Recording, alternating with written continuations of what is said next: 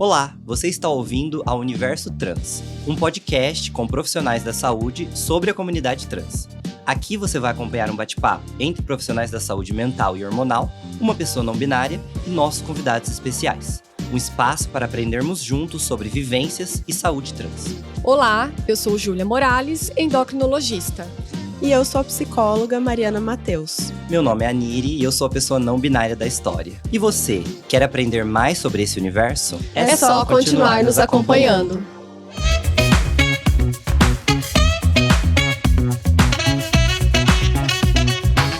Receba nossas boas-vindas ao quarto planeta desse nosso universo trans, codinome Episódio 4. Hoje, nós teremos um bate-papo bem específico sobre terapia hormonal e seus efeitos no corpo do homem e da mulher trans. Sem rodeios, trazendo perguntas pertinentes e sem pudores desnecessários. Como é que vocês estão, meninas? Muito bem, animada para esse bate-papo hoje. Olá, eu também, muito animada. Vamos responder muitas perguntas, tirar dúvidas. Sim, hoje é o dia da harmonização mesmo, né? Com profundidade, eu acho isso bem bacana. Eu gostaria de começar com um resumo rápido do que significa, Júlia, a terapia de reafirmação de gênero. A terapia de afirmação de gênero, no caso da endocrinologia, é o uso de hormônios para trazer características sexuais secundárias à aparência do gênero que a pessoa deseja afirmar. Ou seja, uma mulher trans tem o desejo de afirmar características femininas. Para isso, ela irá usar hormônios femininos. Um homem trans tem o desejo de ter a aparência masculina. Para isso, vai usar hormônios, testosterona, por exemplo, para afirmar o gênero masculino. Arrasou. E é sobre isso que a gente vai falar hoje. E é interessante a gente entender que esse processo, ele não acontece do dia para a noite, ele tem pontos positivos e pontos negativos, ele tem também características que são reversíveis e características que não são reversíveis, e a gente vai comentar sobre elas durante o decorrer do episódio. A gente pode começar sobre uma questão importante relacionada a psicólogo, assim, o psicológico da pessoa. A pessoa precisa ter algum diagnóstico psicológico para ela começar o tratamento hormonal? Não. Ela não precisa ter um diagnóstico, porque transexualidade não é um diagnóstico, tá? O que precisa, sim, é ter um parecer de um psicólogo, avaliação da saúde mental. Por quê? Porque o processo de hormonização, ele traz impacto, tanto físico, quanto emocional, quanto social, e isso é que pode trazer algumas questões para a pessoa que pode desestruturar. Então, uma pessoa que vem com um acompanhamento psicológico, com questões mais bem resolvidas, com já um estudo, não um estudo, um conhecimento do que realmente vai acontecer, processos que ela vai passar, e um preparo, né, antecipado, ela vai ter uma passagem, vamos colocar assim, melhor, sabe? Outra questão é assim, uma pessoa, ela não pode iniciar um processo transexualizador se ela tiver, por exemplo, num surto psicótico, se ela não tiver condições psíquicas que permitam ela assinar o termo de consentimento e entendimento do que aqueles dizeres trazem, né? Porque tem que assinar um termo de consentimento. Então, tem uma avaliação que precisa ser feita nesse sentido. Não para fazer um diagnóstico de que a pessoa é trans. Não nesse sentido, mas ela precisa ter um acompanhamento para iniciar a terapia. O que também não é necessário manter um acompanhamento para a vida toda só porque a pessoa é trans. Mas para iniciar, e nessa primeira fase de tratamento hormonal, é muito importante que esteja acompanhado o paciente e até recomendo a família. Mas aí a Mari pode até falar melhor sobre isso. É bastante importante por essas questões que a Júlia falou, e eu sinto também que é um momento em que essa pessoa precisa ter uma rede de apoio, né? Então, essa rede de apoio é a família, que também vai precisar, muitas vezes, do suporte para lidar com questões que a gente já trouxe aqui, com essa mudança, às vezes com o luto, com a perda, né? Então, isso começa a se tornar mais visual, então fica mais concreto às vezes para a família, e a terapia também é uma das partes da rede de apoio, né? Então é importante estar nesse processo para conseguir lidar da melhor forma com as mudanças, com a expectativa, né? Esse manejo de expectativa eu acho muito importante nesse processo, e a terapia é um espaço para isso. E para contextualizar, a gente está falando de uma coisa muito recente, porque em 1970 a gente começa a falar sobre essa questão de hormonização para pessoas trans. É uma década, é a mesma década onde também acontece a primeira cirurgia de redesignação. E a gente tem um histórico de que era uma doença, né? Quando a gente está falando psicologicamente. Então hoje teve essa evolução e hoje, na verdade, a psicologia está complementando, né? Você parte da ideia de conseguir, ao invés de patologizar, né, colocar como uma doença, complementar e ajudar a pessoa nesse processo de se entender, de lidar com essas mudanças, né? E como que foi essa mudança, tipo assim, da psicologia mesmo, encarar isso? Como que você vê? Eu vejo como necessária e tardia, né, assim, porque reproduzia a visão transfóbica do mundo, então, né, a gente também já trocou essa ideia aqui, de que por um tempo tava enquanto transtorno, né, enquanto patologização, enquanto doença. Hoje tem várias diretrizes da psicologia, tanto aqui no Brasil quanto internacionais, que falam muito sobre a não patologização, a naturalização, né, da diversidade de gênero, de sexualidade das pessoas, assim, então, dessa multiplicidade. E que bom, né, que mesmo atrasado a gente conseguiu perceber tudo isso e tem feito mudanças. Infelizmente, a gente ainda tem profissionais não só da psicologia, imagino que tem da medicina também, reproduzindo transfobia no consultório, mas a gente precisa continuar trabalhando, lutando e afirmando para que isso não se mantenha, não se reproduza. E aí, tanto para nós psicólogos ficarmos de olho nos colegas, mas para quem faz terapia, ficar atento ao seu terapeuta. Se você se sente julgado, se você se sente, né, atacado, se você sente alguma transfobia ou alguma LGBTfobia, troca de terapeuta. Mas eu só queria complementar. Não é… Porque o trabalho do psicólogo não é te contestar, te meio que fazer você pensar se é aquilo mesmo que você quer, se não. Como que a pessoa identificaria, assim, se o seu terapeuta tá sendo… chega a ser transfóbico, assim. Ou chega a ser LGBTfóbico. Você tem alguma coisa… Interessante.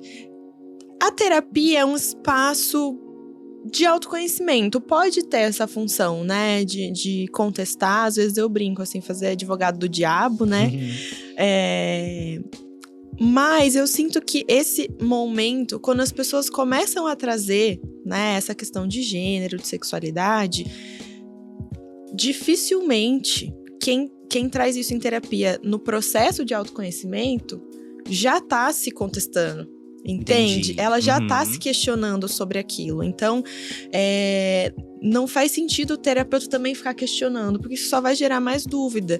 Então, eu entendo que é um espaço de acolhimento, é um espaço, muitas vezes, de psicoeducação. Então, assim, uma pessoa que às vezes relata um desconforto com o corpo, mas não sabe o que é ser trans.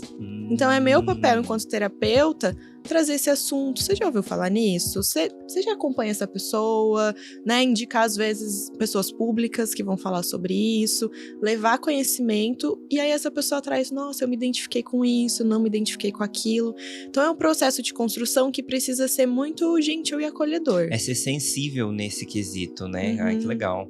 E você acabou de falar, né, sobre, às vezes, ter um desconforto com o corpo ou não nessa terapia. E eu queria trazer pra Júlia como os hormônios agem no corpo da pessoa. Então eu tenho certo incômodo, eu já tô nesse processo de entender que eu gostaria que meu corpo fosse diferente, pra me sentir mais confortável, talvez pra reafirmar pra mim, pro outro, enfim. E aí eu decido pela terapia hormonal.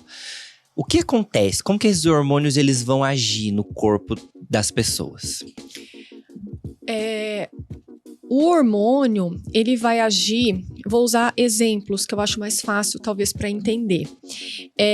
Uma pessoa que, ao nascer, teve o sexo designado feminino, mas a pessoa se identifica no masculino, então trans homem, e ele tem o desejo de mostrar essa aparência masculina. O desejo, normalmente, que a pessoa traz, a expectativa que ela traz, é do quê?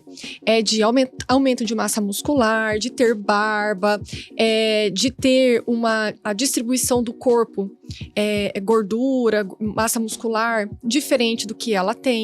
Tá? Diminuição de mama ou retirada dessa mama. Então, o hormônio, ele vai agir nesse contexto, uma vez que a testosterona, no caso, que é o hormônio usado, ela tem o potencial de aumentar pelos, aumentar a barba, aumentar a massa muscular, diminuir gordura na região de glúteo e coxas, aumentar a cintura, né? Então, ficar com o tronco mais retinho, né? Atrofia mamária, em pequeno grau ou maior grau, mas tem também. Então, são características que isso afirma para a pessoa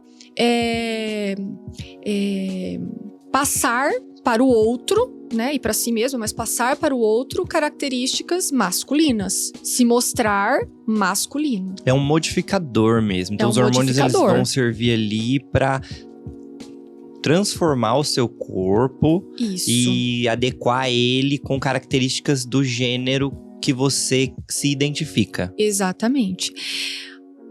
Quando a gente é criança, a gente não tem nem predominância de um hormônio, estrogênio, por exemplo, nem da testosterona. É na fase da puberdade que isso se divide, né? Só que ao se dividir, cada um vai apresentar certas características. O que acontece no processo de hormonização é trazer características cruzadas, né? É isso. E é desde a primeira consulta que a pessoa ela já pode… eu quero me harmonizar, então eu vou… A primeira consulta já é uma consulta de pensar quais hormônios utilizar, quais não, ou ainda é aquela questão de pensando se a parte psicológica tá em dia. Como que funciona esse primeiro contato? É uma avaliação geral, tá? Primeiro é entender, né, como essa pessoa chegou, desde quando, qual foi essa construção dela. É importante que esteja acompanhando com psicólogo. Para iniciar uma terapia, é importante eu ter um relatório do psicólogo. É importante nessa primeira consulta entender quais são as expectativas, né, que a pessoa traz, quais são os desejos, quais são as vontades. Nessa primeira consulta é muito importante deixar claro algumas características que são reversíveis, características que são irreversíveis ao começar o processo e ao longo do processo. É importante saber se essa pessoa tem algum problema de saúde ou não, tá? Se ela tem alguma doença crônica, alguma doença autoimune, alguma doença metabólica prévia, controlada ou não. Histórico familiar, por exemplo, de câncer de mama, histórico familiar de doença cardiovascular, histórico prévio de tromboembolismo, de trombose.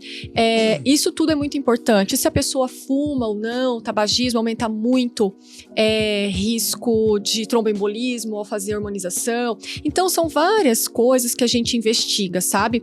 Então, nessa primeira fase, a gente também pede muitos exames laboratoriais e de imagem. Os exames laboratoriais, por exemplo, para identificar doenças metabólicas, alterações hormonais de outra, não dos hormônios sexuais, mas, por exemplo, tireoide, avaliação, por exemplo, de vitaminas, minerais que eventualmente possa precisar, hemograma para acompanhamento, função hepática, renal, enfim. Então, é um um conjuntinho, assim, né? Não é só olhar pra pessoa, você é trans, então pronto, vamos fazer hormônio. Pera, não, é uma pessoa inserida num contexto e que tem... Ou a saúde vai além de fazer uma transição hormonal, né? A saúde é um todo, né? Não posso olhar só para essa parte. E na questão imagem, o que é muito importante é avaliação de mama, avaliação de útero e ovário, por exemplo, na pessoa que nasceu no gênero feminino, entendeu? É importante fazer essa avaliação. Enfim, né? Um balanço geral. Então é bem um bate-papo, uma primeira consulta, né? Primeira consulta é um bate-papo, é onde eu vou pedir esses exames, essa avaliação geral, conhecer o histórico da pessoa, histórico familiar, medicações que usa, doenças prévias, é onde eu vou entender as expectativas e explicar para essa pessoa o que é possível, quanto isso é possível, o que é reversível ou não. E eu vou entregar também o termo de esclarecimento e consentimento para a pessoa ler isso em casa depois, né? Eu, na verdade, encaminho por e-mail e a pessoa lê, conversa com a família, se for o caso, né? E é isso, a primeira avaliação. Nossa, bem bacana. É uma coisa assim, vai demorar, né? É todo um bate-papo, que é importante, né? Para você conhecer a pessoa.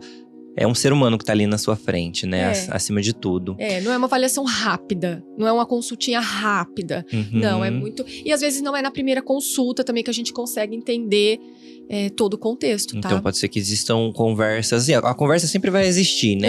Em todas as consultas. Mas tudo se inicia, então, com esse alinhamento, né? Exato. E você comentou durante isso sobre algumas questões como ver se a pessoa tem doenças na família, que sejam cardiovasculares ou esses outros tipos de dificuldades que não estão relacionadas necessariamente a hormônios ou não, mas sim a coisas que podem vir da família, né? Então eu queria trazer sobre os efeitos colaterais, que a gente comentou no início que, né, tem pontos positivos e tem pontos negativos.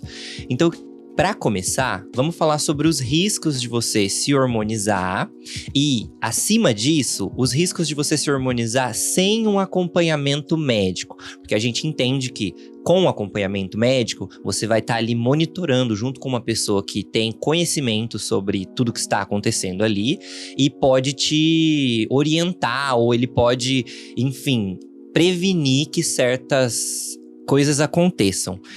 Então vamos falar sobre o que acontece, né, de a gente fazer, quais são os riscos, enfim. Certo. No geral, assim, olha só, então eu vou tentar ser um pouco didática, assim, né? Os hormônios, tá? Vou simplificar. Testosterona e estrogênio.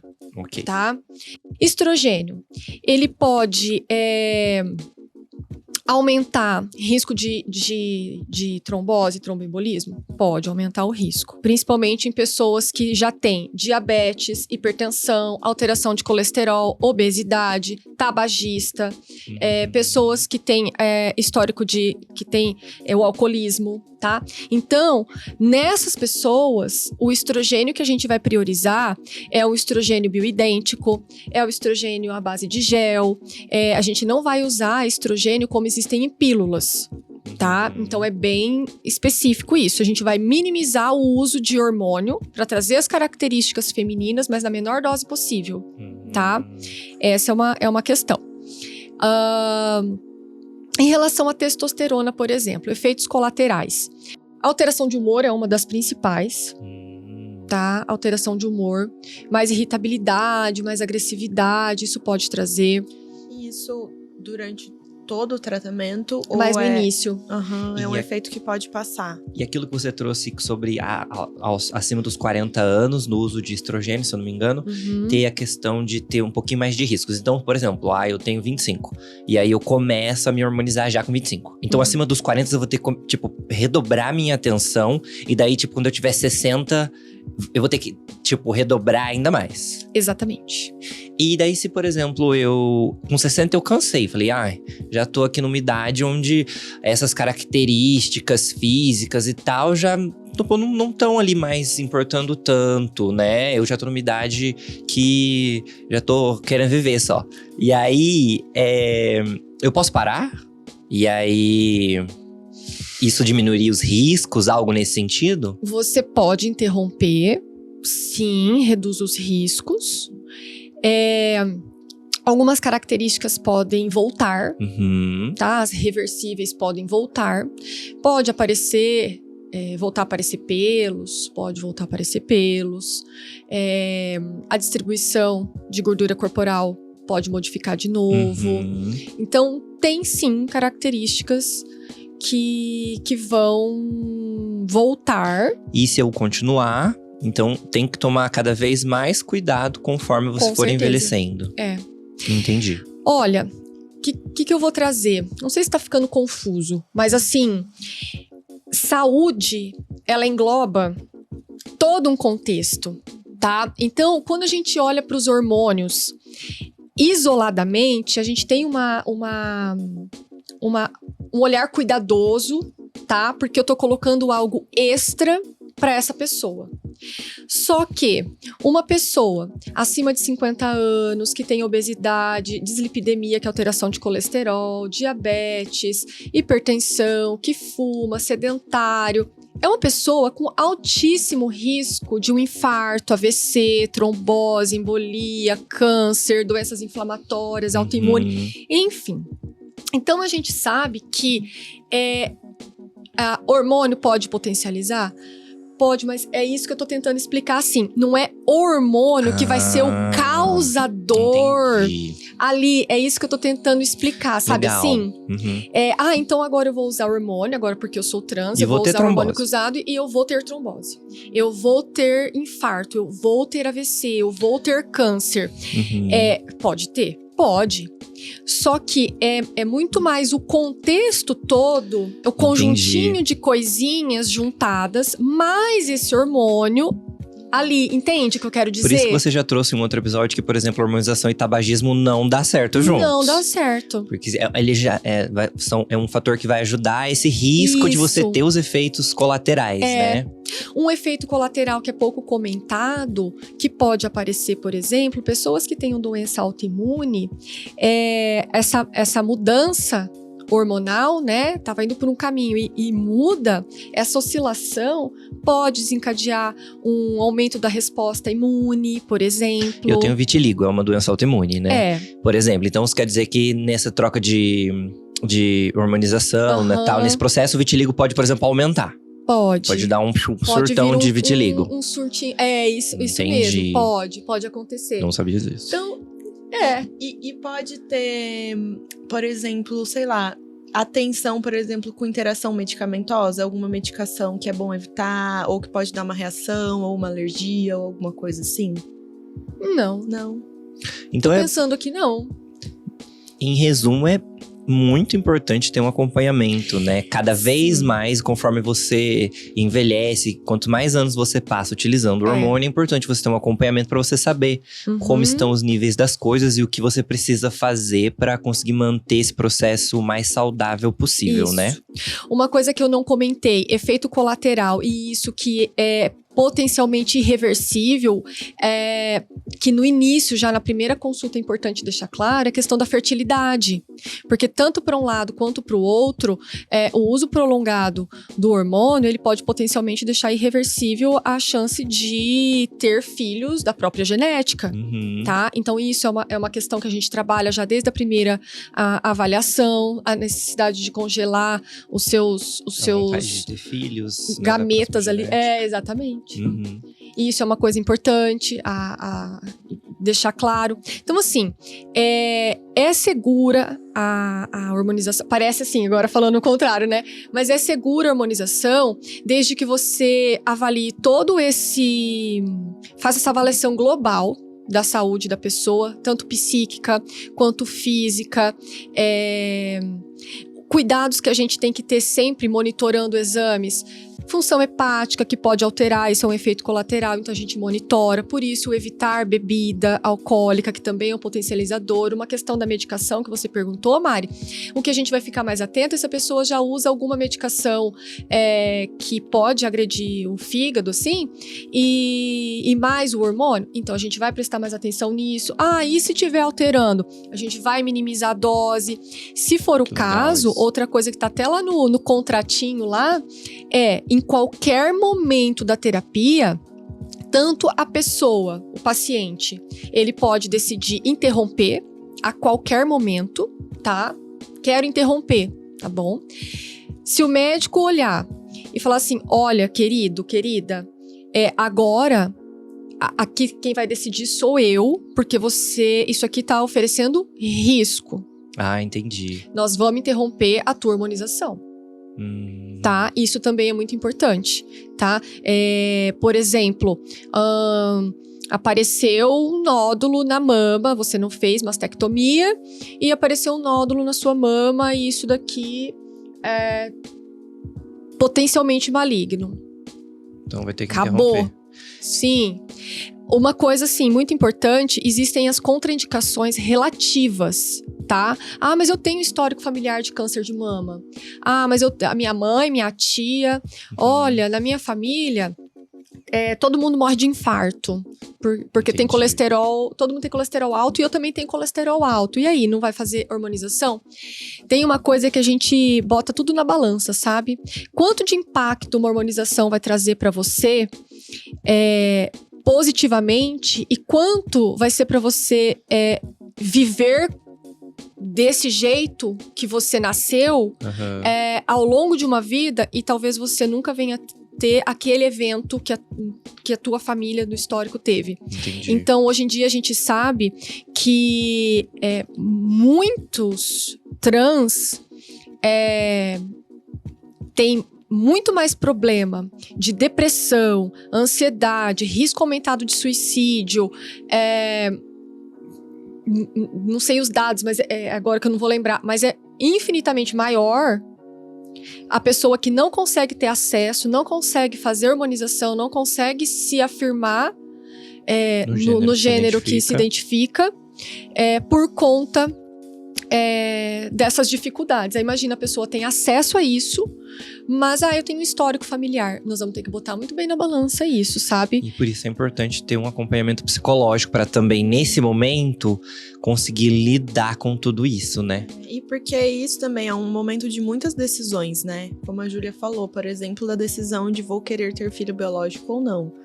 Às vezes a pessoa nem pensou sobre isso. Às vezes a pessoa tem 18, 19 anos, nunca pensou se um dia eu vou querer ter filho. E aí, eu preciso decidir isso agora, com 18 anos, se eu vou querer, se eu não vou, o que isso demanda. Nossa, sim. São muitas decisões a serem tomadas. Mas vamos falar de características boas agora, porque a gente já falou bastante dos riscos e, enfim, Ficou claro. Principalmente que é necessário um acompanhamento médico, né? O acompanhamento médico vai permitir com que as pessoas possam tirar o melhor proveito desse processo. E um acompanhamento psicológico vai conseguir fazer com que elas tenham uma percepção de si, entendimento do que está acontecendo durante esse processo, né? Muito maior durante esse processo. E um autocuidado com você mesmo, né? Isso é perfeito. Então, assim, a gente precisa ter uma vida saudável, uma alimentação equilibrada, uma prática de atividade física. Não tem jeito. As pessoas que eu atendo acho que já estão cansadas de escutar isso, gente. Porque eu sou a pessoa que insiste, todo mundo tem que fazer alguma atividade física, tem que se movimentar, tem que ter interação social. A gente tem que se cuidar como um todo. E outra coisa que ficou, né? Vai se harmonizar, então você tem que ter uma vida muito mais saudável. Com certeza. Sabe uma coisa que eu acho importante colocar? Gente, não tem muitos estudos com a população trans de desfecho cardiovascular a longo prazo, tá? O que a gente tem a gente transpõe, assim, extrapola para avaliação, mas a gente tem muito estudo, assim, em cima de terapia de reposição hormonal pós-menopausa, a gente tem muito estudo em cima de uso de testosterona para homens em doses maiores. Enfim, tem estudos nesse sentido, não tem tantos estudos conclusivos para a população trans. Então, quando eu expus aqui esses riscos, são riscos em geral que o hormônio pode causar, mas entendi. deixando claro que assim, não tem estudos grandes assim com população a longo prazo para falar, olha, usar hormônio causa isso, sabe assim, para a população trans. Até mesmo que, como a gente viu, foi em 1970, são 52 anos de terapia hormonal, de possibilidade de terapia hormonal. Foi em 1970 que desenvolveu, né? Mais 32 mil, 50 e poucos, né? Que a gente tá em 23. Mas vamos considerar, 53. Então, é recente, né? Pra pessoa fazer, pra ter estudos a longo prazo sobre os efeitos disso nessa população específica, né? O que eu vou colocar aqui, assim, isso é desde 1970, só que não em acompanhamento, porque o SUS ofereceu há quanto tempo? Verdade. Tá? Então é algo bem recente mesmo, exatamente. né? Então, quando a gente vê alguns estudos mais antigos, ou pega a população, assim, estudos pequenos que a gente tem, que acontece? A maioria, tá? Assim, a maioria da população vinha usando por conta própria, anticoncepcional, testosterona a gente fala de fundo de garagem, sabe assim? Sim. Completamente uso irregular. Porque meu amigo usou assim, porque minha amiga usou assim, porque eu ouvi falar que foi assim. Gente, era um caos, assim. Ainda é. Ainda é. Até mesmo porque o acompanhamento médico pelo SUS demora, particular é caro, né? Então, enfim, cuidem da saúde de vocês.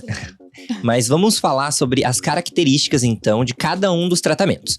Eu gostaria de começar pelo tratamento de estrogênio. Então, o tratamento de características femininas. Então, se você vai tomar o hormônio feminino para trazer características femininas para o seu corpo. Certo. Eu tenho aqui no meu celular uma listinha de quais são os efeitos físicos. E daí, eu queria que você comentasse se eles são reversíveis ou não e quanto tempo que vai demorar para eles atingirem, assim, o efeito máximo a partir da experiência que você tem, né? Então eu vou começando falando os efeitos aqui que acontecem durante o processo de hormonização e a gente vai falando.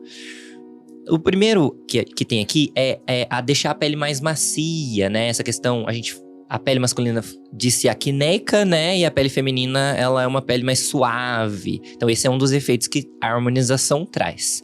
É reversível, não é? Quanto tempo?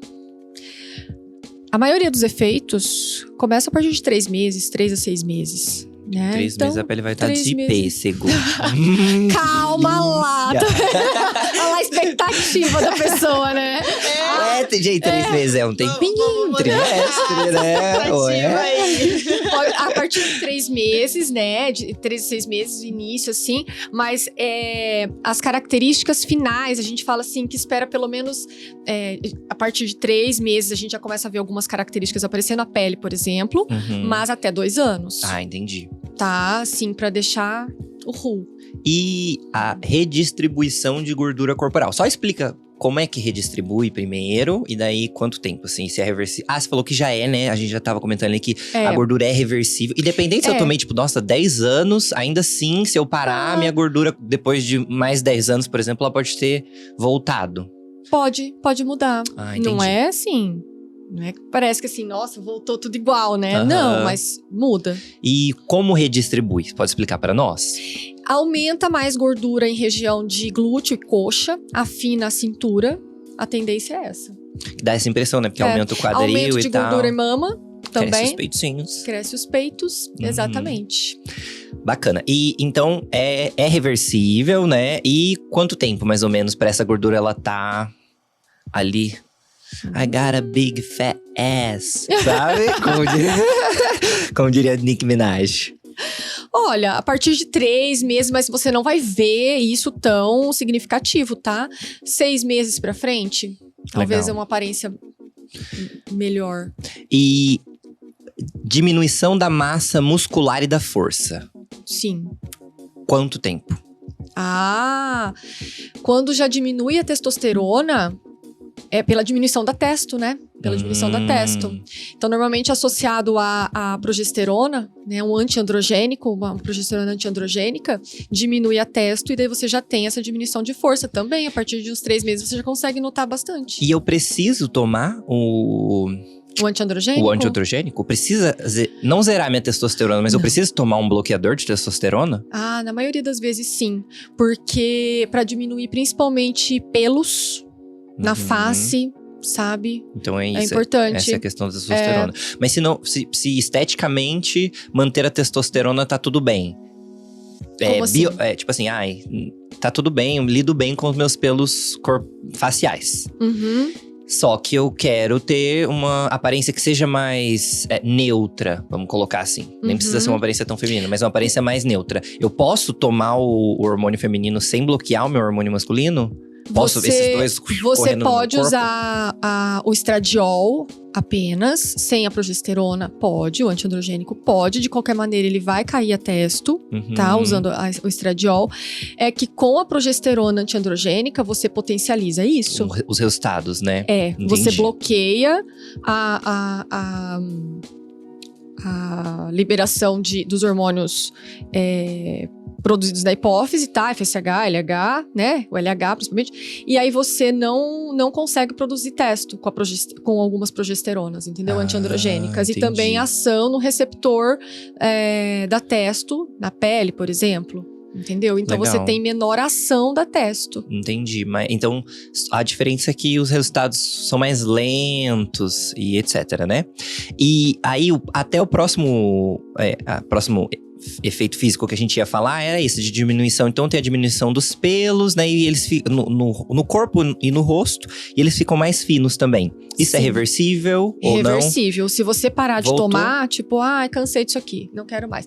Pode voltar a aparecer, sim. Entendi. E quanto tempo, assim, pra diminuição dos pelos? Pra ficar assim, não tá crescendo mais ou tá crescendo bem fininho? Olha, é bem variável, tá? Quem tem muita barba, assim…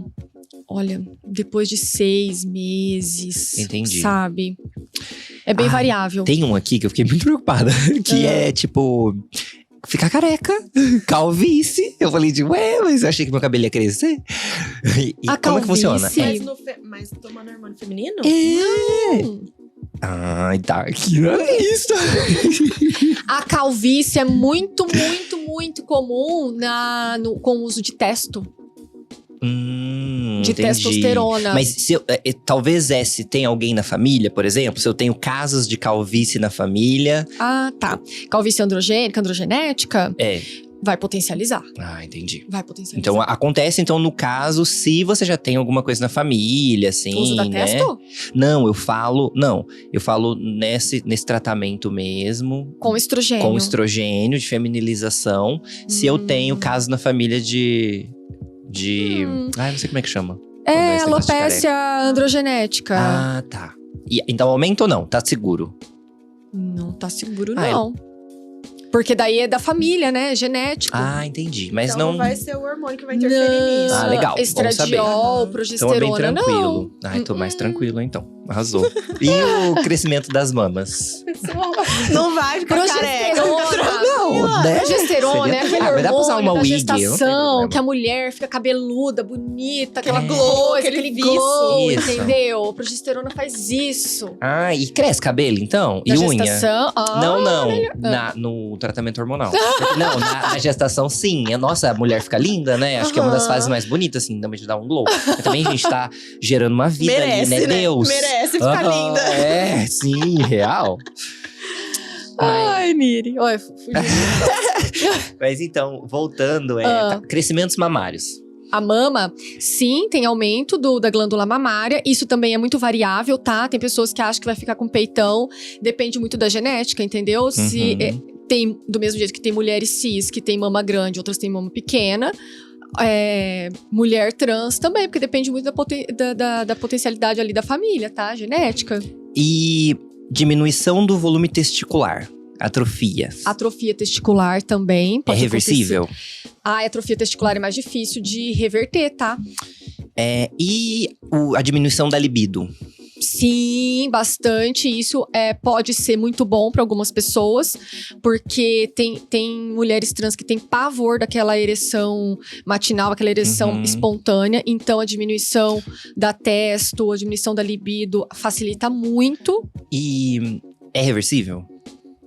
É reversível. E uma pergunta. Tem mulheres trans que são ativas. Pra quem não sabe, tá ouvindo e não sabe, ativa é a pessoa que pratica a penetração. Passiva é a pessoa que recebe a penetração.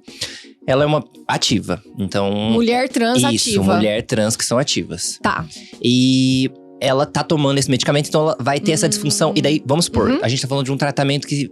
10 anos eu tô tô tomando, né? Tô nesse processo de feminilização há 10 anos. Essa disfunção erétil, ela vai chegar um momento onde, tipo, ela vai impedir a penetração? Ela realmente… Ou não? Pra penetração é muito difícil. Porque pode ter uma ereção, tipo, mais ou menos, entendeu? O que dá pra se fazer, muitas vezes, é usar… Tipo Viagra. Ah, entendi. Não sei se eu posso falar nome comercial, mas Sildenafila, Tadalafila, entendeu? Entendi. Então, tem essa diminuição geral, tanto nas ereções, quanto uma atrofiação ali no órgão genital e essa disfunção erétil. E daí isso aumenta, quanto mais você vai tomando, mais isso aumenta. E tem causa sensibilidade e tal no órgão genital? Você sabe dizer isso? Sensibilidade? Pra mulher trans, não. Pro homem trans, sim. Vai aumentar a sensibilidade ali no órgão genital. E então não tem nenhuma diminuição ou aumento no órgão genital da mulher trans, mas tem essa atrofia. Testicular. Ah, testicular. Atrofia entendi. testicular. O pênis vai continuar do mesmo tamanho. O pênis não tende a reduzir, ele só não vai ter uma ereção satisfatória, entendeu? E a ejaculação ainda acontece? Diminui muito, muito e às vezes ausente, ejaculação. E você sabe se a pessoa consegue sentir a sensação da ejaculação, mas a ejaculação não acontece? Ou… É muito mais difícil alcançar o orgasmo. Essa é uma questão… É importante falar. Sim. Também Entendi. faz parte daquelas decisões que a gente tava Daquelas falando, decisões, né? Exatamente. Do quão isso é importante na vida dessa pessoa. Pôr na balança, como você falou, né, Júlia? Eu não coloquei isso como efeito colateral aquela hora que você me perguntou. Não tinha lembrado, sim, né? Mas é um efeito que pode ser colateral, dependendo da pessoa. E pode ser ótimo, dependendo da pessoa. É verdade. Então tá, vamos falar agora sobre os efeitos na hormonização masculinizante, né? A gente pode falar sobre essa questão da troca de pele também. Então, normalmente, a pessoa tem a pele mais macia e ela vai ter essa… Troca de pele não, né? Cobra! Mas essa questão de a pele vai deixar de ser tão macia, oleosa e vai passar a ser mais acnéica. Vai dar espinhas, ou seja, vai tomar hormônio, você vai ter espinha se você vai fazer no processo de uso de testosterona? Isso, no processo de testosterona. A pele fica mais áspera, mais grossa, mais oleosa, acneica, sim. Cresce pelos. E como que funciona a redistribuição de gordura? Aumenta a força, aumenta a massa muscular, tende a diminuir o bumbum, a coxa, aumenta a gordura mais na região de tronco, tá? Abdômen. Então ganha uma barriguinha se não treinar.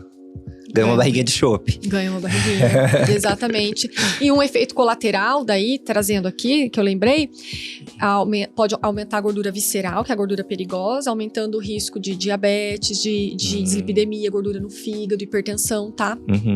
E tem que cuidar. Com quanto tempo essa questão da pele e da redistribuição de gordura no caso de tomar testosterona?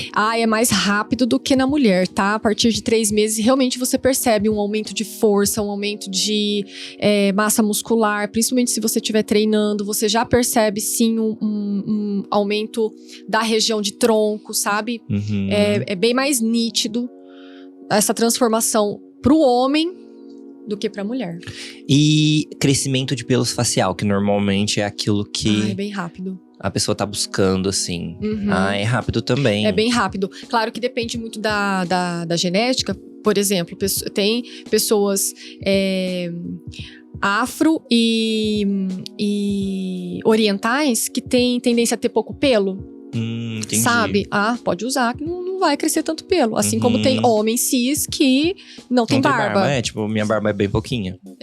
Entendeu? Então, assim, não adianta forçar. Aí tem uma questão da expectativa. Tem pessoas que usam, que daí não é hormônio, mas a pessoa usa tipo minoxidil tópico, que é pra crescer cabelo, por exemplo, pra aumentar o crescimento de pelo. Já ajuda ali. Na Na hormonoterapia, já usa um minoxidil, já faz um combo. Eu já vi algumas pessoas fazendo transplante, igual faz de cabelo, fazendo a barba. Tem. Né? E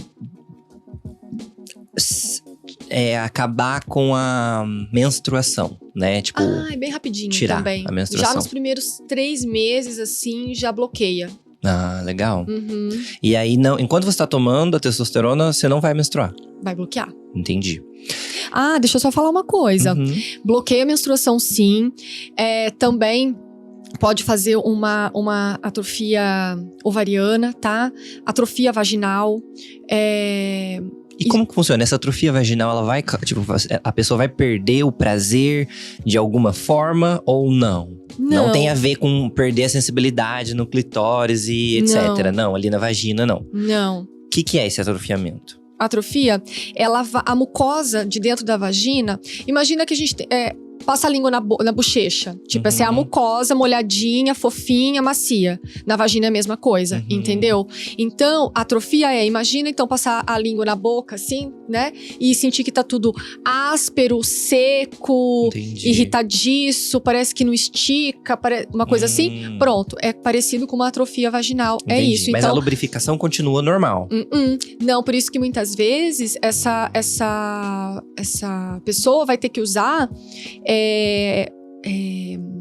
lubrificante, às vezes estrogênio, ó que interessante, né?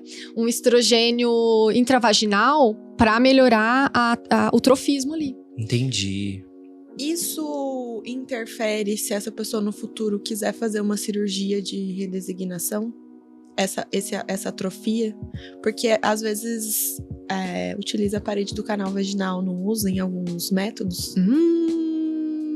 Fica aí a questão. A gente pode trazer no próximo episódio. A gente dá uma pesquisada e a gente lembra disso. Não sei a técnica cirúrgica, não. E engrossamento da voz. Irreversível. E quanto tempo vem? Já também, a partir de 3 meses já pode começar a ficar com aquela rouquidão. Então, no homem trans é mais rápido esse bem mais processo. rápido. Então, em 6 meses, ele já tá com a maioria dessas características já bem desenvolvidas. Enquanto pra mulher trans, vamos colocar em 1 ano? Em 1 ano que você vai ter realmente uma coisa bem visível, assim. Exatamente. A mulher é mais demoradinho, sim. A gente tava falando da atrofia do canal vaginal. E o clitóris aumenta Aumenta. também? O clitóris aumenta. E é reversível isso? Não é reversível. Tá? Mesmo parando. Parei. Não, vai ficar. O que é irreversível, no caso do homem trans, é o clitóris, tá? A voz não volta. E muitas vezes é desenvolvido aqui como se fosse o pomo de Adão, sabe? Um gogozinho. Um gogozinho. Isso não é reversível, sabe? E a calvície também, ela não é reversível, tá? Maioria das vezes. Potencialmente, tá, gente? Fertilidade, potencialmente irreversível. Legal. Então, no mais, as pessoas precisam ter paciência mesmo com todas essas questões e pensar bem se elas querem continuar e como isso vai ser benéfico ou não para elas, né? E ter essa paciência consigo para que o corpo consiga desenvolver as características que ela quer. Algumas características talvez podem não ser desenvolvidas e elas precisam lidar com isso, né? Então é importante ter essa consciência mesmo. Mas como esse universo também é seu, eu gostaria de chamar algumas perguntas.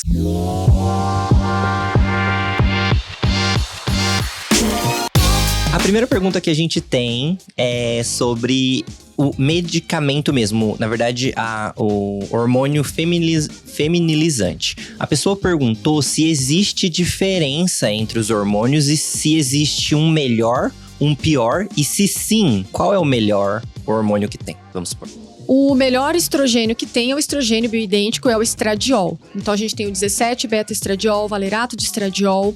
Esses são melhores, tá? Algumas pessoas acabam usando, por exemplo, etinil-estradiol. Não é a melhor alternativa, porque é mais trombogênico, tá? Inclusive, nas pílulas contraceptivas, é melhor quando tem ou o valerato de estradiol ou o 17-beta-estradiol. Tá? Então, esse é o melhor. Por quê? Porque ele é natural, ele é idêntico ao que a gente produz. A gente consegue dosar ele no organismo, diferente, por exemplo, do etinil-estradiol, que a gente não consegue dosar ele. E também é menos trombogênico, tem menos fator de risco cardiovascular. De tomar, comprimido? Tem tanto em comprimido quanto em gel, tá? O adesivo, ele contém etinil-estradiol, o adesivo Evra. Que é esse que não é muito bom. O etinil-estradiol é melhor ser evitado, tá? Porque ele é mais trombogênico. Apesar de ser adesivo, sim. Claro que melhor adesivo do que comprimido, tá? Entendi. Então tem pílulas contraceptivas que às vezes algumas pessoas usam por conta, tá? Tem bastante trans que usa por conta pílulas contraceptivas à base de etinil-estradiol, que é o mais comunzinho, assim. Mas não é a melhor alternativa, Entendi, tá? é mais perigoso daí, né? Ainda mais sem um acompanhamento, por exemplo. Uhum. E uma outra pergunta que nós temos aqui é sobre… a pessoa falou aqui que ela tá passando por muitas alterações hormonais. É um homem trans, né? Então ele tá… Até mesmo você comentou que um dos efeitos é essa alteração de humor, né? E ele comentou aqui que ele tá passando por essa… Tá ficando louco, entendeu? Então ele quer entender se isso é coisa do hormônio, não é? Como funciona? Sim. Principalmente no começo, a variação hormonal é muito grande, né? Um impacto muito grande, porque é feito através de… Principalmente de injeção, tá? Injeção de testosterona. Então, a gente tem injeção… Então, pro homem trans não tem adesivo, nem nada assim? Tem gel. Tem gel e injeção. Tem gel e injeção. Aí, o gel é de uso diário. Injeção existe que aplica a cada 2 ou 3 semanas, depende, a gente vai avaliando qual a necessidade, se a cada 2, a cada 3 ou a cada 4 semanas. Na maioria das vezes a cada 2. E o trimestral, uma a cada 3 meses, tá? Que ela é mais estável, tá? Ela vai ter menos essa variação de humor. Normalmente essa injeção que aplica a cada 2 ou 3 semanas, ela faz um pico muito alto, tá? De hormônio, e essa variabilidade é que dá irritabilidade, agressividade, depois quando ela tá em fase de queda, que pode deixar meio deprimido, entendeu? Então, pode acontecer e é pelo hormônio, e normalmente é mais no começo e é mais com essa injeção de curta duração. Igual na mulher trans também, que tem essa alteração de humor também, né? Essa questão de às vezes cair, ficar mais sensível. Sim. Mais chorona, né? Dar essa mudada. E também tem que entender que é questão hormonal, né? Nem Sim. sempre. E Mari, o que a pessoa pode fazer, assim, pra lidar com isso psicologicamente, sabe? E entender, assim, como separar. Isso aqui é o hormônio mesmo? Ou, tipo, isso aqui não. Isso aqui é um problema que… Porque se fosse eu, na minha cabeça, eu já ia achar assim… meu Deus, isso é um trauma de infância que eu tenho que tratar. Não sei, que esqueci que eu tô tomando hormônio, entendeu? Por isso que eu tô chorando pela borboleta que pousou na minha cômoda, sabe? Como é que a gente pode… controlar, não controlar. Lidar, né? Isso, lidar com isso. É um processo principalmente de autoconhecimento. Então é isso, assim, né? Se entender… Conhecer de novo, né? Sim, se conhecer de novo, né? Mas também se conhecer como era antes, assim, então eu não tinha talvez explosões de raiva, ou eu não tinha tantos momentos de choro, de tristeza, tantos momentos mais deprimido. Então eu preciso entender que isso é hormonal, né? Criar estratégias pra lidar com isso, porque não é só porque é hormonal que eu vou sentar e cruzar o braço e aceitar, então agora eu tô com explosões de raiva, as pessoas que lidem com isso. Não, né? Vamos aprender a desenvolver estratégias de autocontrole, de manejo de emoção, de regulação emocional. Então a terapia vai conseguir ajudar nesse sentido, assim, de entender que é uma alteração por conta do hormônio, mas que precisa desenvolver habilidades e estratégias para conseguir lidar com isso, trazendo o menor prejuízo possível. Nossa, gente, essa questão de se redescobrir, não é? Sim. Porque, e olha como faz parte também do processo. A pessoa, ela tá tomando hormônio normalmente pra construir a pessoa que ela é interiormente. E ao mesmo tempo, essa pessoa que ela vem com outros sentimentos, ela vem com uma nova forma de agir, de reagir. E a pessoa, ela tem que se reconhecer novamente, aprender a lidar com esse novo humor. Eu tenho amigas que mudaram bastante, assim. Eram pessoas muito mais retraídas. E após a hormonização, elas passaram a ser pessoas mais receptivas, mais abertas, assim, sabe? A maioria fala que tá ficando louca. Mas isso tá mexendo com a minha cabeça. Eu acho que isso também tem a ver com o ser você mesmo. E aí, quando você se sente bem com quem você é, com quem você mostra pro mundo, você tá mais aberto pras relações. Né? Então, eu acho que isso também é um efeito muito… É bastante emocional, psicológico mesmo, dessa abertura. É muito lindo, né, esse processo. Igual a gente falou quando o Eric tava aqui, de construir a pessoa que você quer ser. Que não é uma coisa só relacionada a ser transexual, né? Mas tá na nossa vida. Todo mundo precisa fazer esse movimento de construir a pessoa que quer ser, né? E acho que a terapia ajuda muito nessa caminhada que a gente faz. E quem gosta, compartilha, não é mesmo? Com então, certeza. eu gostaria de saber de vocês o que vocês gostam e o que vocês querem compartilhar com a gente. Fala aí, Mari. Eu trouxe hoje, então, pra vocês e pra todo mundo que tá ouvindo a gente, um Instagram que é Bicha da Justiça. É um Instagram… na verdade, não é um Instagram. É uma organização de advogados e advogadas aqui no Brasil. Acho que a sede deles é no Rio ou em Niterói. Mas o Instagram é muito legal, porque lá eles compartilham muitas informações, muitas leis, muitos direitos, como você correr atrás desses direitos. Eles dão assessoria jurídica, trazem informações. Então, assim, é um Instagram muito legal.